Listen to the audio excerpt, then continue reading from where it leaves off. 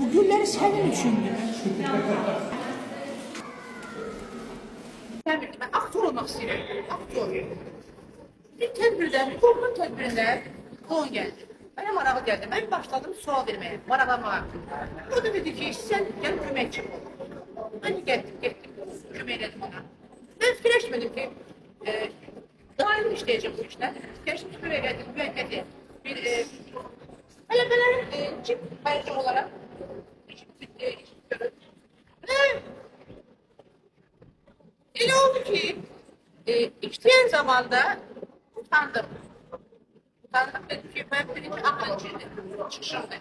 Sonra ben yarım saate bu vakti gibi bir iddia danıştım. Yarım saate DG'ye falan 6 marka geldiler. Sevindim, ne güzel, ne var. Evet, o anda başkaları istedim. Kömekçi. Biraz böyle o meblağı aldım. Servis açıkları. Bir de oldu ki 30 DG'ye okul kazandım. Ve özledim ki yok. İşte ben aslında. Sonra ise bu işi sevdim. Bu bakmıyorum. Oldu bende hayat tercihleri. Oldu ben de hobi. Ve öğretmenme.